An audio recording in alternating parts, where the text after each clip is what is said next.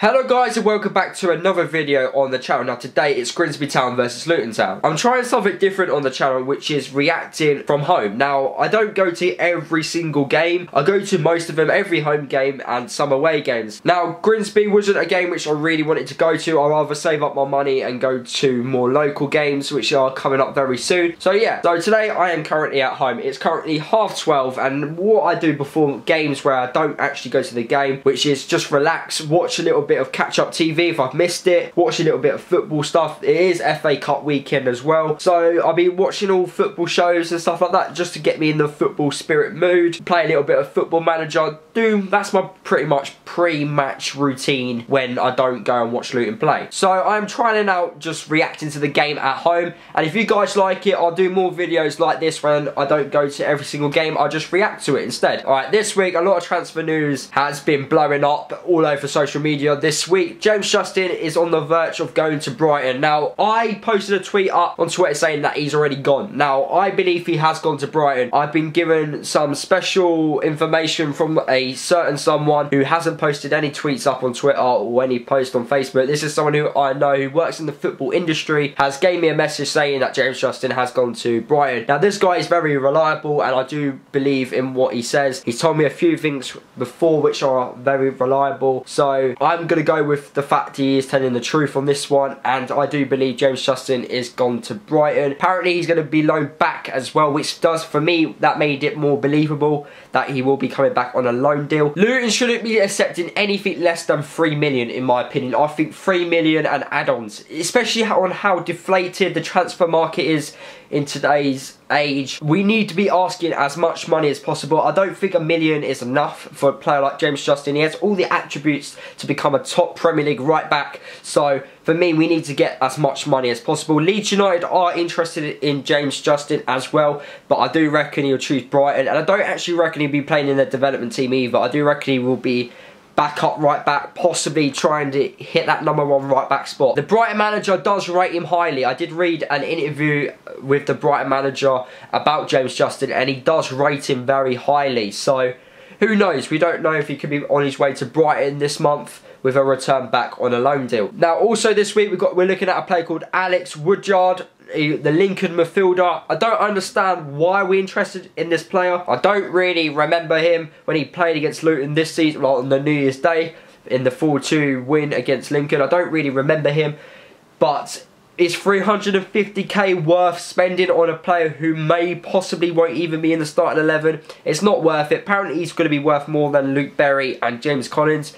There's no point spending that amount of money on a player who's not going to be playing regularly. If he's better than what we currently got, fair enough, obviously sign him, and if he's got the potential to play higher, yes, so sign him. But if he doesn't, then don't bother spending that amount of money on a backup midfielder. Another player which we've been interested in this week is a Yeovil player called Onmis Khan. I think that's how you say his name. Basically, he's a attacking midfielder, a winger, and he's got a really low buyout clause. This is why Luton are really interested in him. However, Plymouth are interested in him as well. He got sent off and he didn't play against Manchester United he would have been on Friday night. So he looks a really good player. He's got 10 assists and 10 goals I think this season as well, so he's doing really well. I think he's the only player in the Football League to have double figures in goals and assists this season as well. So he does look like a really dangerous player, a really good player. Don't know whether or not we were going to be signing him or not. I haven't really heard any more information, but he's got a very low buyout clause, so there's a possibility we can sign him. So there you go guys, that's all the transfer news from this week. I will be speaking to you when I hear about the lineup for the game against Grimsby. So guys, the lineup has now been announced. So in goal we've got Merritt Steck, we've got Stacey, we've got Munnins, we've got Sheehan, he's back from suspension. We've got Dan Potts, looks like he's been moved back into that central defensive midfield role. We've got Luke Berry. We've also got Jordan Cook in the starting 11. Now last week I criticised Lawson Diaf. I didn't think he was good enough, and some people disagree with me, fair enough, but he's not even in the starting 11. So Nathan Jones must have seen what I saw from Lawson Diaf. I didn't think he was that good. But anyway,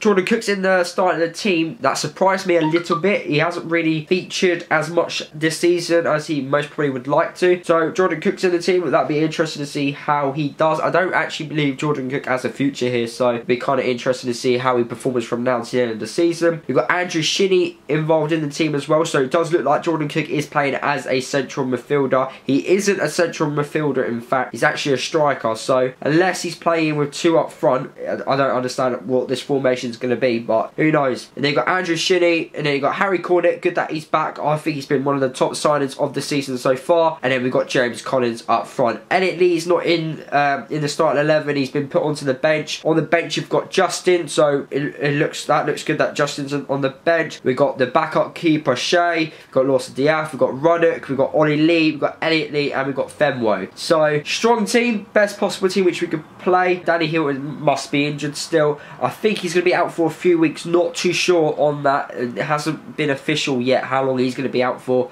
but he's not in the team completely today. But that's a winnable team. This team should be beating Grimsby. Grimsby are not performing well this season, so we should be getting points here. So guys, it is now 3 o'clock. The game has now kicked off. Hoping to get the win. We've got an energetic starting 11 today. Need to be getting some points from this game against Grimsby. Bad news, we're down to 10 men. Jordan Cook has got himself sent off. 2 yellow cards.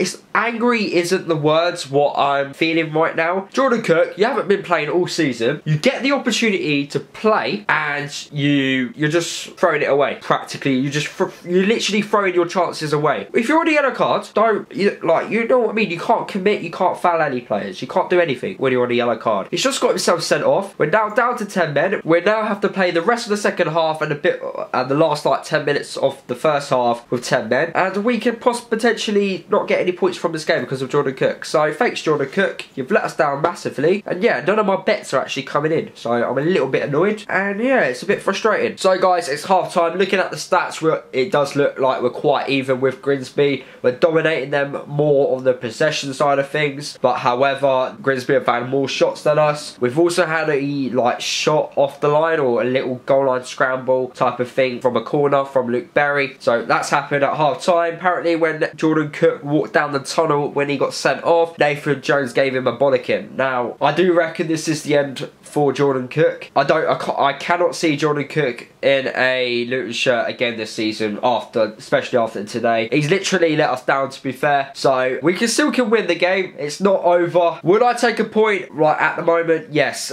With 10 men away from home, I would 100% take a point. That means we're moved 7 points clear at the top of the league with a really high goal difference. So yeah, in the second half, can I see us getting a goal?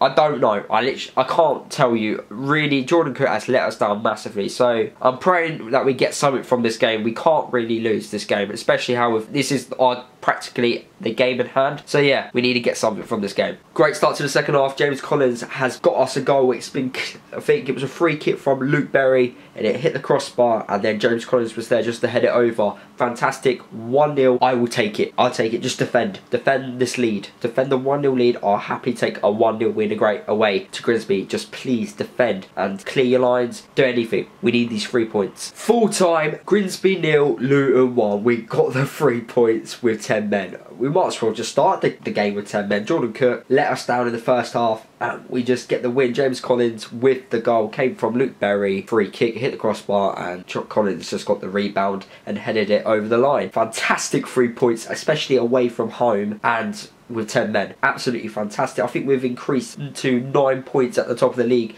because Notts County are playing against Swansea in the FA Cup, and I think they're currently drawing at the moment. That game has not finished yet, so that could mean Notts County can get a replay, which means their players going to get tired and could affect their overall performance. However, Coventry are beating MK Dons currently 1-0, so that means our game with Coventry in a few weeks time will get rescheduled to a midweek game, so that does affect us a little bit as well. But what can we do? Fantastic 3 points against Grimsby. Hope you enjoyed this different type of video. Don't forget to drop a like on the video if you did enjoy it. Comment down below your thoughts about the Grimsby game and also about the transfer stuff which has been happening over the past week. Subscribe if you are new, and I'll see you guys in the next video.